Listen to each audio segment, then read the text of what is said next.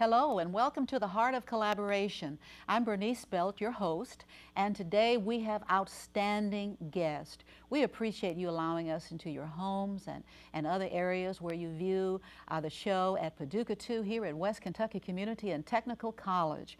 And again, we thank you for allowing us to spend time with you.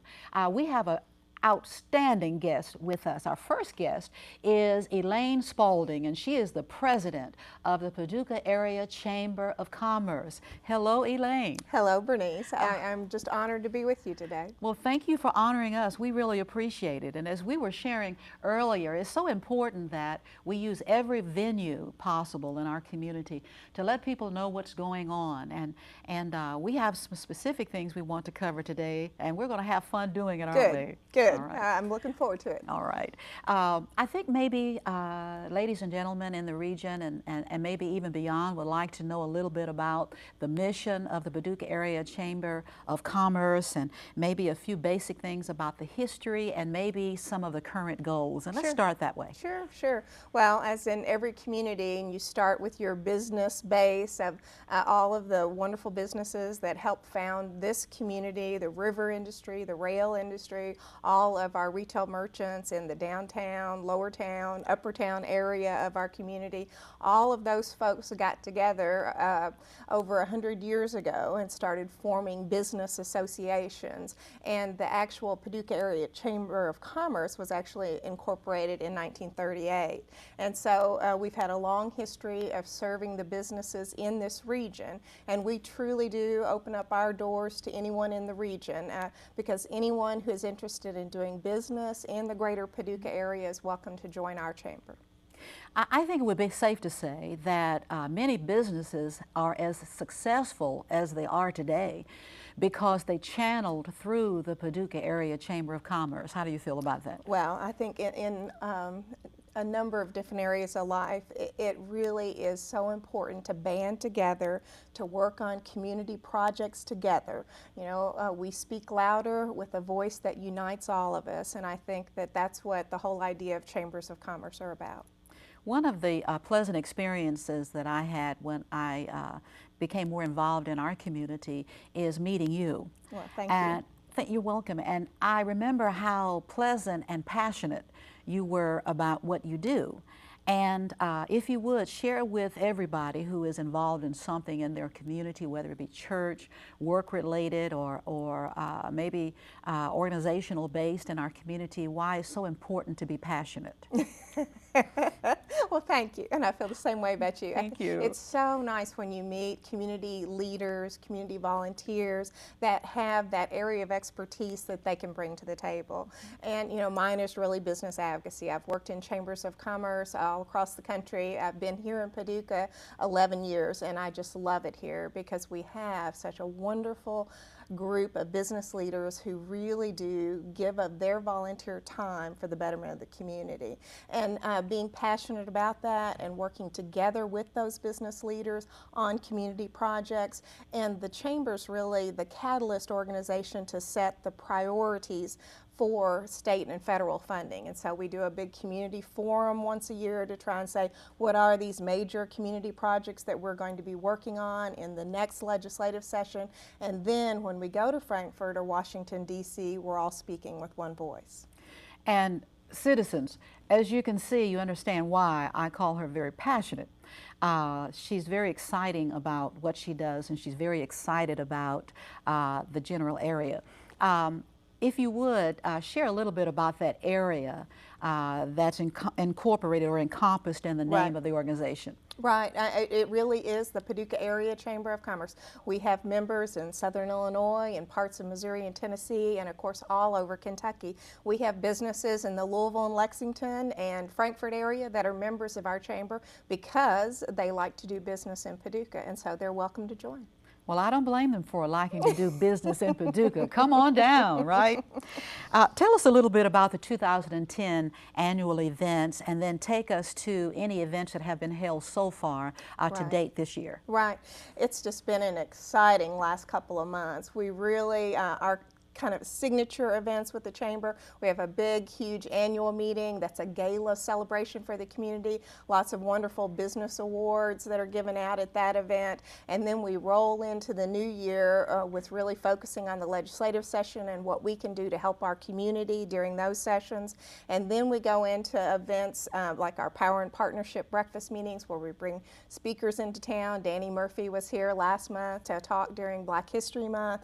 And so it's just a great opportunity to educate folks about what's coming up and make sure that we really share as much information about major new community initiatives or things that may be going on in other communities that we could benchmark our community against. Outstanding, outstanding. Just so that you'll know, our ladies and gentlemen, and hopefully children are viewing this as well, Right. because we don't want our children to wait until they're much older before they become aware of what's going Right. on in the area. We'd like to also give some shout outs to all of the great men and women who help you and who are there by your side as you are taking care of all of these matters. Right. We have a great group of business leaders and a wonderful staff at the Paducah Area Chamber of Commerce, and we work very collaboratively with all of our other community partners as well. Our chair of the board this year is Glenn Anderson with Paducah Water. Last year it was Helen Sims with Superior Care Home, both wonderful, wonderful leaders in our community. And then of course our staff at the Chamber with Fran Johnson, Stacy Thomas, Cindy Fuller, Don Berry, and Jill Hester all do a great job to serve the business community. Great, great. And you know, I believe in shout outs because Right. teamwork makes the dream work, Right. as some of our leaders often say in our particular community. Also, a little bit more about membership. Tell Yes. us what the process is of becoming memberships, and then how do you qualify to be a member of the Chamber? Well, I mean, it really is very easy. If you own or operate a business in the greater Paducah area, like we were talking about before, you're welcome to join. We have businesses, everything from the little mom and pop shops to the larger businesses in the area, the hospitals and the major manufacturers, but they are all welcome. But really about 80% of our members are small businesses with less than 10 employees. So they're all welcome to join, and all you have to do is fill out an application. There is a membership investment that's based on the number of employees that you have in your business or organization, and it really is very, very affordable.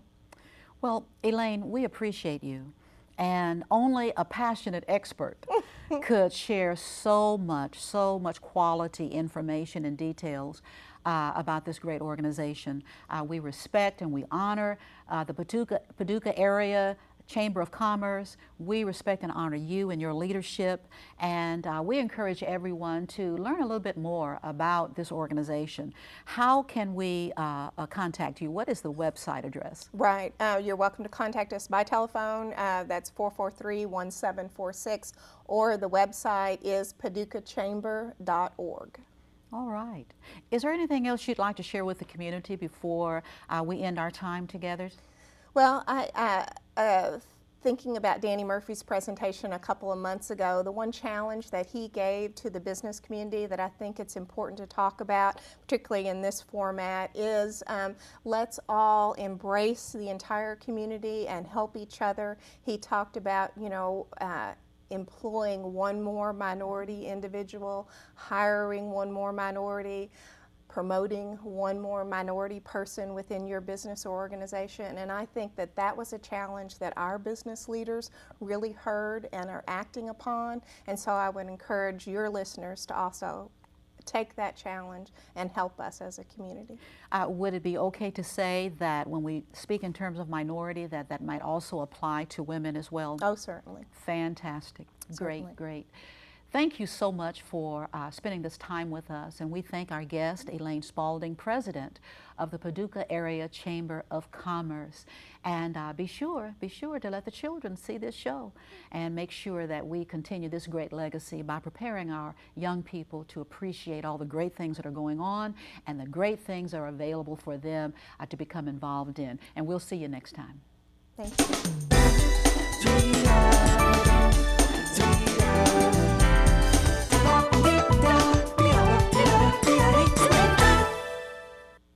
Welcome back. And I'd like to introduce to you our next special guest. This is Japam Askew Robinson, and she is the Director of Diversity here at West Kentucky Community and Technical College. Welcome, Japam. Thank you. And thank you for accepting our invitation to come and hang out with us for a little while. Well, thank you for having me. You are so welcome. We'll just get right into it. All right. Tell us a little bit about the entire program of diversity here at the college. Well, starting in 2006, the KCTCS system, which is Kentucky Community Technical College system, actually started to have all 16 colleges have a cultural diversity office. So I was the first director here at West Kentucky, and the whole purpose was to basically give exposure to our students here, as well as having an appreciation of all the differences. Well, I often, I try to keep track of everything that you're doing because it's so outstanding, and the citizens need to know about the diversity of the diversity, not only national but international. Tell us a little bit about that, please. Well, we actually live in a pretty homogeneous area, so it's very important for us to be able to give our students as well as our community as much exposure to different cultures, different types of food, different types of ways of doing things. And so we put on quite a few programs, actually in collaboration with other organizations. It's almost impossible to do anything without involving the community itself, and it's been just great for us. We actually start off our program every year with the Hispanic Heritage Month. And for years, Carolyn Perry and I have actually had the community come and present as panels, as well as last year we were able to collaborate and get the music from Mexico. So that was just excellent and had a large turnout for that.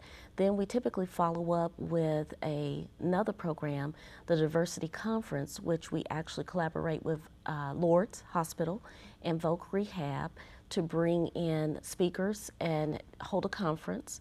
This past year, it was based upon all of the legalities that may be involved in making sure that your organization is as diverse as possible. So that was very well received. And also, we collaborate with the Interracial Women's Group to bring in Calling All Colors, as well as with the school systems here that teaches middle school children about differences, and that's a wonderful program as well. So, and then we end out our year, the first part of our year, with an international Thanksgiving, wherein we celebrate our American traditions, because we never want to forget our American traditions, but then we also then take a look at some of our international students that are here on campus. We usually have a cohort of course, Latino students, as well as our very first, I guess you would say our official international student was from Nepal. So we'll have food from those areas, as well as we used to have a program that actually brought in nursing students from St. Kitts. So we had a lot of Jamaican students here. So we actually would take the opportunity and learn from those students, and then they would come and share with us as well. And of course, we have faculty from different places, from Nigeria and from Jordan. So we ask them to prepare some dishes from home, and when we all have an opportunity. Then as far as, and that's one of my favorite, as you can tell, we'll also take and ask our individuals from here, such as, of course, we're celebrating St. Patty's Day today, so then we would have those who have Irish heritage. They might prepare something from home. So it's a very well-received type of program. But now next year what we're going to do is we're going to switch it up a little, and we're going to actually have Christmas around the world. So we have we have a diversity committee, and I think that's what they've decided that we'll do. We'll switch it up next year. You know, I noticed this. This is wonderful. The core of it is fellowship. Oh, yes. Fellowship with Yes. people who are different. Yes. And all of these great differences, we learn how to embrace them and how to take the chill off, so we're not Yes. so afraid to Right. approach or to be approached Right. by people who speak differently, live differently, and Oh, do yes. things differently. And I was thinking when you were talking about the cultural events that incorporates the different foods.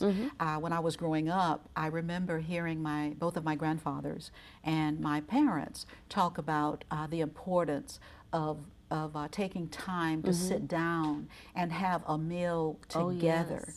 and the difference that it can make in how we converse with others. Oh, yes. Not only family and not only people who look like us, but people who don't look like us. And the whole concept, that core, is so sensitive, is so touching to me. Oh, yes. And in getting to know you, Japam, I have found you to be very, very sincere, very serious. Thank you. Yes, Thank you. absolutely. Very serious about what you do and why you do it and why it needs to be done. And I know that Dr. Veazey, the president of West Kentucky Community and Technical College, is very proud of you and all thank that you. you and the people who work side by Yes. side Oh, with you yes. are able to accomplish, and then and comparatively in such a short period of time. Talk to us a little bit about the people who make up the team to make these great things happen. Oh, yes. We have actually one huge supporter, of course, is the culinary arts program here, because, you know, as you said, when you're talking about having dinner or breaking bread with other cultures, that's something that is key in doing business with other countries and things of that nature, which is completely different from here. So that is an aspect that we really want to get our students to understand, as well as our diversity committee. It's made up of both faculty and staff. One person in particular, bless his heart, anything I ask him to do, which is Alvin Moore, he's always there, and of course Tammy Thompson, so those two. But we have a very large diversity committee that are just exceptional people, and they're so committed. So we have the students, we have the faculty and staff, as well as one thing that has always impressed me when I first got here is that you can't implement anything unless your leadership is truly on board. And that's something from day one that I've always had, is major support there. So that's something that I think that makes us so unique. Well, you mentioned Calling All Colors earlier with the interracial women's group, and we want everybody to know that Japam is also the president for 2011 of the interracial women's group. And so she and the rest of the ladies who make up that organization, she's leading us to prepare, even probably as we speak, for some of our members to get us ready for that event this year. Japam, Yes. we appreciate you. Thank you for your dedication. Thank you for your passion.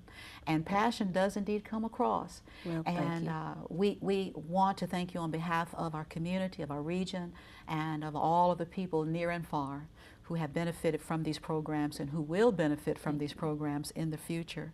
And maybe later on we'll come back and Okay. review some of the things somewhere near the end of this fiscal year. We thank you. Thank you so much. Well, thank you for having me. And also, if you don't mind, I just want to let everyone know that we just finished up with a large Super Sunday and then a Black Wall Street program. But we have coming up a Tibetan monk coming into the college. So anybody that's interested, please come. He will be here on April 25th, as well as we'll be showcasing with Betty Dobson and Hotel Metropolitan. We'll also have the quilts from the Underground Railroad. So those are some things that are still coming up. We're still busy. Exciting, exciting. So you see, citizens, you have got to know what's going on in your region, and we appreciate it. We appreciate it. Thank you We'll get so you much back for again having us. soon. Okay. Thank you so much, and we'll be back in just a couple of minutes with our third special guest for this segment of the Heart of Collaboration.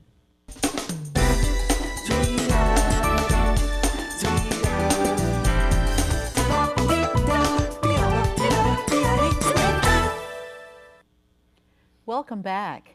And our third and final guest for this particular show of the Heart of Collaboration is Vonnie Hayes Adams. And she is the Executive Director of the Merriman House Domestic Crisis Center. And we are so happy that she was able to come and be with us, hang out with us for a little while. Hi, Vonnie. It's wonderful to be here today. It's great that you've given me this opportunity. I appreciate it. Thank you, and we appreciate all that you do as Executive Director, and we're going to share some really good stuff with everybody. Good. It's amazing that even after Merriman House has been here for so long, we still have some people that we want to care about and hug on enough to let them know about what's going on and how you've progressed all of these years. And maybe what we need to do first is to kind of pull it together for everybody, is for you to share the mission and maybe some of the current basic aspects of your history and maybe current goals. Our agency has actually been very active in the community since 1978, and I think it's interesting that you pointed out in the beginning that so many people still don't know that we're here. And in some cases that's great because they maybe never have perhaps needed our services. In other ways it's tragic because they do. There's lots of people who do need our services that don't know we're here, so another great thing for me to be here today. Since 1978 we've obviously come a very long way. In 1992 we purchased the current shelter that we're using today, and it has served us very well, and we enjoy having that facility. It's a 3-story older home here in the community, and it is a 28-bed facility, and that's wonderful to have. Today I have 31 people in those beds, so that doesn't calculate. So obviously I have some children in cribs and some people on cots and that type of thing, and that's pretty much been our consistency now over time. So as we look to the future and move forward, you know, our hope is that eventually we would be able to have a new facility. Our mission from its beginning in 1978, still true today, is to help people live free of violence in their home. And for some that means they come into shelter. For others it means they might access services at our outreach offices. And for others it may just mean that they hear this show and they hear some things that might help them to escape the violence in their home, and they do it all on their own, but that we provided some sort of educational opportunity through things like this today. In addition to the roof over your head, which is a main part of what we do, our mission has changed somewhat in that we see a more holistic approach to helping women escape. And I say women because 99% of the people we serve are women. To escape violence in their home is really a much more complicated issue than here's a shelter and you can be safe. While that is our primary mission, and it always will be, safety is the first goal that we have to accomplish. Beyond that, there's many more factors that come into play when someone decides to escape from a violent home and bring their children and all of the things that go with that, and then being able to maintain that situation of being out of that violence can sometimes be very, very difficult. And I think that's the part that over time, doing this work for 30 years or more, we've recognized there's got to be more to it than just a temporary fix as a roof over your head. Recently, I saw this great article in the Paducah Sun newspaper here in Paducah, and it was an excellent article, by the way. And I won't say anything about it. I'll just let you share it. You share that good news. It's kind of a great thing for the community as a whole. It was a $2.3 million housing development project, which we currently do not own but are a partner in, which is a nice fit. All about the collaboration, right? We have had state agencies, everybody who's involved in this particular project is a nonprofit, which is, from a collaboration standpoint, is even more priceless because everybody who's on board is not doing it for the money. They're doing it for the good of the project itself. So that puts a whole different tone on the project as it's come along. It actually started in 2007. We have finally made that a real reality that's going to take place here in 2011, and it'll actually be a place that women and children can live, but it is a permanent housing project, which is a new venture for us. Most of what we do right now is emergency, or what we like to call transitional, where we have apartments that we utilize for a brief period of time and then folks move on from that point. This is now offering that third and final step, and for a family who's escaped, where they've come into shelter, they perhaps have gone through our transitional program, but now we're offering them brand new, custom built, housing for them to move into. And it's a project statewide that has 50 units, but our shelter is actually going to be utilizing 20 of those. So we're kind of the hog of that project statewide. We actually got almost as many units as the city of Louisville did. So we have 12 here in Paducah and 8 in Murray. And because that's our other largest population of clients that we serve each year are actually located in Callaway County. So that was the obvious fit for serving the clients that we currently have living in the Murray area. So we're very excited. It is unique in that the size of the apartments are very large. Like for instance, our 3-bedroom unit has almost 1,200 square feet. So it's much like a home that you would go and purchase, and that's what we want them to feel like. It is their permanent home. They can live there forever. Now, in some cases, that rent may be subsidized by a Section 8 voucher or perhaps some other housing program that they're participating in, but many of the clients will be at a point where they can pay fair market rent for those homes because they've been working with us for a very long time and they've been successful in obtaining employment and moving on with their lives. The units also have a unique feature in that they come with a washer and dryer.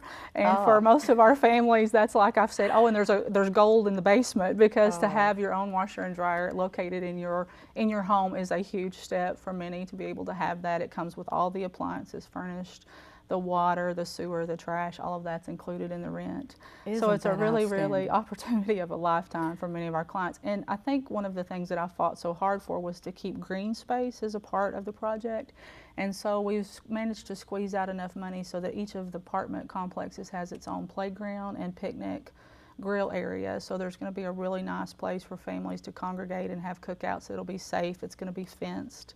And then just to have the play equipment is just an extra feature. You know, there's not that many apartment complexes that have all of those amenities associated with just that complex. So, and no one else can ever live there but a domestic violence victim. So that's part of the project itself, is there will always be a place. That security, that sense of security, and the sense of security for a Merriman House. Sure, and the collaboration amongst the clients then, because you have a forever support system, because the woman who's living next door to you at some point in her life, maybe it was 5 years, 10 years, however long ago it was, you've both experienced that same kind of trauma. Perhaps your children were little, now they're grown, and you can just offer so much support to each other. So we see that collaboration helping as well, is that you're going to have a community within the community that can support each other. You have a fantastic PowerPoint on your website for persons to get more details, get down into the meat and the potatoes of your programs. And if you would, share that website. Sure, it's www.merrimanhouse.org. And it's a new venture for us. It's one of those, once you have that medium available for people to go to, then it's a constant update. I don't know if you've had that phenomenon happen in your life. It's like, why did I do this? Now I've got this other thing that I've got to constantly keep updated. But on that website, you'll be able to see opportunities where you can volunteer, events that we have that are coming up, and the times and the locations of those. So we try to keep that current so that everybody knows what's going on at the Merriman House. Well, Vonnie Hayes Adams, Executive Director of Merriman House Domestic Crisis Center, we appreciate you. Thank you for your passion. I know that all of our citizens, all the persons who have an opportunity to view this show, they're going to see that passion come across, and passion with the expertise. We thank you and we appreciate you, and we thank all of you for allowing us to come into your homes and other places of viewing this show. And this is Bernice Belt. I am your humble host, and this is the Heart of Collaboration.